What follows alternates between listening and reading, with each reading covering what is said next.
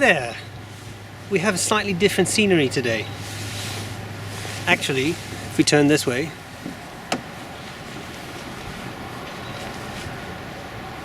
it's very beautiful here. Anyway, let me just gently put you down. There we go. I thought we would gather together here today to have a look at a Maxpedition product that I recently got and I really like, but I always do these reviews behind my desk and I thought it makes more sense to go out. And now that I am in the beautiful province of Alberta, I actually have that opportunity. Now we are outside, it's very overcast, the lighting is probably not great, I know all of that, there's cars in the background, but I have to make do with what I have. Okay, so I was very excited about this thing because I have been eyeing this for a very long time. It's called the Maxpedition Proteus, and I just want to share with you why I love this so much and what this is all about. Now there will be videos and pictures and such of me actually wearing it, so you can check that out. But let's first look at the product itself. Alright, so let's have a look at the Proteus. I have a couple of accessories here that I'll talk about in just a second, but let's first have a very quick look at the bag. So the bag itself, one of the interesting features, has of course this belt on it. You can actually fold that up. Very strong Velcro on the back here. And you can put the belt away entirely. It takes a little bit of fiddling, but take my word for it. I'm just going to do one side on for now. There's a bit of Velcro on the actual waist strap, which then connects to the back of the bag. So this is, well, it's as flush as it gets, I would say. You also see the pals webbing here, so you can attach stuff to it. Now this would typically be the back of the bag, so it would have to be something flat that you attach to this, a modular pouch or whatever, but something flat. Let me just try and take this back out. So that's the back side, pals webbing, side pals, front pals, side pals again. So there's a lot of opportunities to attach different things, and I'll show you that in just a sec. Okay, front of the bag, a nice little pouch here, 2 Fastex buckles and a handle. That means that you can release those, you can still hold the handle, but it does connect, right? So to actually carry it securely, I would say you probably have to keep these in and hold it like this. Okay, now we have this front pouch right here. Opens up with a zipper. I have some items in here, just a little bit of trail mix. Happens to be a fire steel and it happens to be a compass. I just put some stuff in. I'm on a rather tame trail right now. I probably don't actually need a compass, but just to show you off. So there is these nice little slots in here, 2 of those slots. Little Kunisawa notebook. I'm actually going to take that out because I have some notes on the product in here. So that all fits, and then there is a big space right there in front. Trail mix can definitely hold a bit more, but that's the front pocket. Then on these 2 sides you have a pen loop. Okay, don't know how you can see that because I know it's all black here, but you can put that pen in, and if you want to, I did try that out. Little risky, but this is one of the Gerber Bear Grylls fire steel. It's very simple fire steel, and that does actually fit into that pen loop. Now when you do it on camera, reaching over it, not that easy, there you go. This is pretty secure. Now of course, in theory this could fall out, slide out, etc. So I don't know if that would be really recommended, but in principle you can do that. Okay, then we have the main compartment, which is rather large. To give you an idea of the size, I put in this 32-ounce Nalgene bottle, fits in easily, and I always have that in a little titanium cup, but those 2 things fit easily. It does make the pack a little heavy, but when you tighten the straps around your waist, even with this in it, you don't really feel the weight so much. It is a very convenient way to carry water if you don't want to have a separate bottle holder or something. Okay, that's just a big compartment. Now in there is a mesh compartment. Alright, so there is that. You can put a map or whatever you carry that's flat against the back, which I think is quite a nice feature. Right, just snap those shut. Then we have the two side pockets, smaller side pockets, but quite nice. On this side I have a Victorinox multi-tool and tactical lip balm. Alright? Very important. Now on the other side, both compartments same size. There is no further internal dividers in these little pockets. I have a small pair of binoculars. Just very simple, small thing. Okay, let me just quickly check my list, see if I have listed what I wanted to list. Yep. A couple things I really like about this pouch before we go into what I actually like and dislike, but this is some of the modular stuff that I like. I just took out this. This is just a simple Gerber double pouch. I have a custom buck knife in here, and I have a Olight S20 flashlight in here.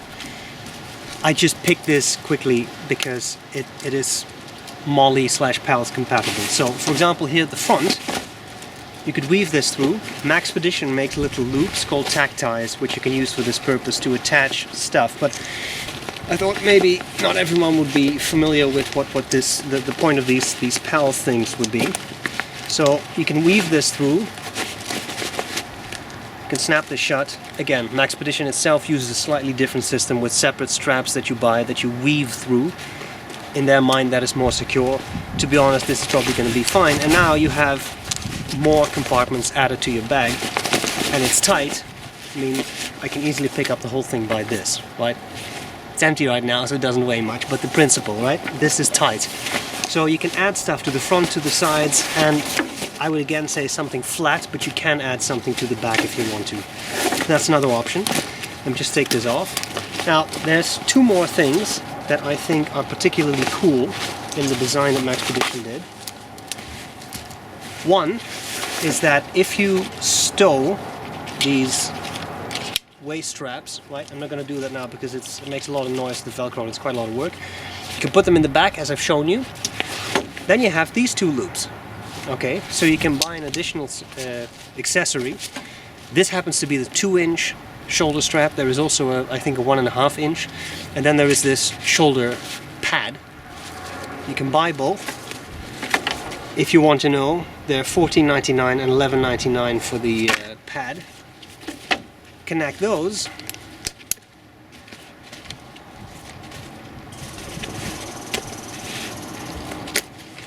Squirrel. And now you have a shoulder bag.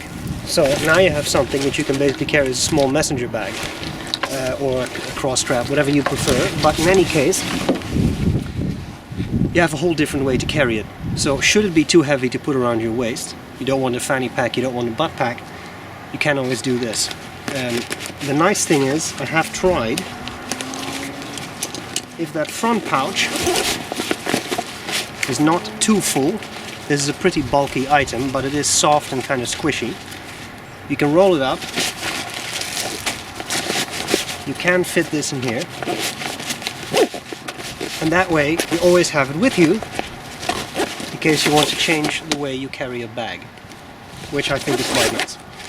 Okay, the final thing I wanted to show you is that Maxpedition designed a very cool separate article, which is not cheap. This bag is $76.99 US. They also designed this called the Janus. Now this thing is almost 80 bucks. The Janus is actually $43.99. So relatively speaking, given that it's less than half the size, it's relatively expensive. Not a review of this product, but I love this. Tiny pouch, has a nice compartment here. This would be a fairly silly way to carry this, but it has that sort of elastic band. You could put a larger flashlight in that or something, whatever you want. Rolled up map, I've seen people do that. Simple pouch, Velcro, pen loop, a lot of functionality, and nice little pouches along the side. More tactical lip balm. So you have this little pouch, but what's the real beauty of this thing? That's called the Janus with a U. This has little big Fastex buckles too. Now what you can do is extend this bag. So tighten the waist strap and splice this in.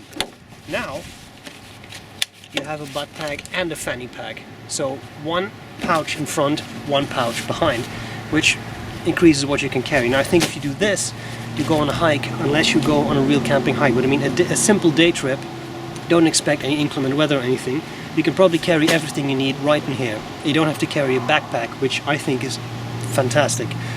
Much less bulky, much more compact.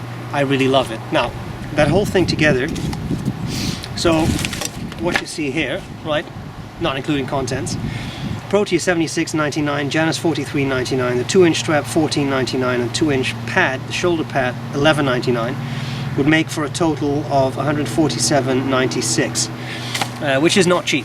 But Maxpedition fairly regularly has deals going on their website for, you know, holidays, etc. So that's kind of nice. Okay, what do I like about it? What do I not like about it when it comes to the Proteus? In general, I really like it. I think this bag has a lot of really cool features, and I love taking this for those moments I don't want to take a backpack. It's comfortable to wear. It does work well. If you really tighten the straps around your waist, you don't even feel the weight. And that I think is really cool. So you don't have the bulk of a backpack, but this little thing holds a lot more than you may expect. So that is really cool. I love that. It's comfortable. Great options to carry stuff with the pouches, with the internal dividers. Maxpedition is really good at developing stuff that allows you to organize whatever it is you want to carry, and I think that is really one of their super strong points. So that is really good. It's a tough pack too. They coat it so that it's not water resistant, or like waterproof I should say, but it does become water resistant, so water does roll off. As always, don't take my word for it. Just rolls off, right? So that's no problem. The webbing will always get a little wet because that will absorb a little bit of water, but as you can see here, the material, water just pearls off. So that's really nice. Things I don't like so much, there is two things. One is the handle. You kind of need the handle with those buckles connected. I know this still holds the bag, but especially if it's heavier, if you have a lot of stuff in it, if you open it up, you can hold it up to go through your stuff. That's very nice. But once you undo these buckles, you do get a bit of a hit with the weight as the handle goes down.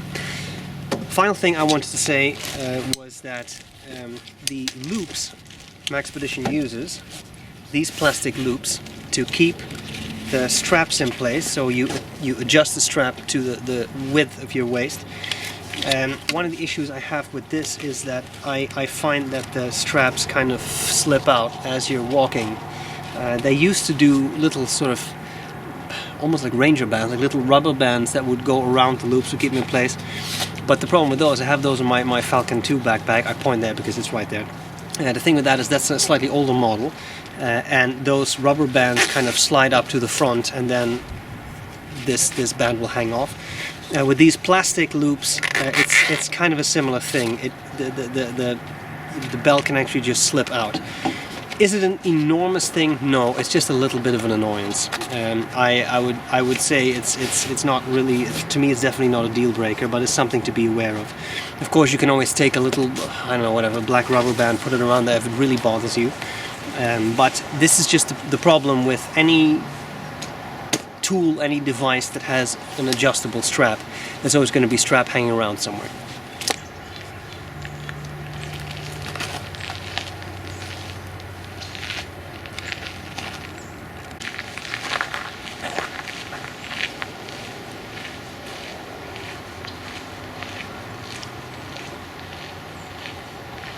So, having said all that, I hope this was useful. I'm enjoying this bag. Thank you for Maxpedition for the 25% discount that allowed me to buy it. Hope this was useful, and I'll gladly see you later. Bye bye. Bye!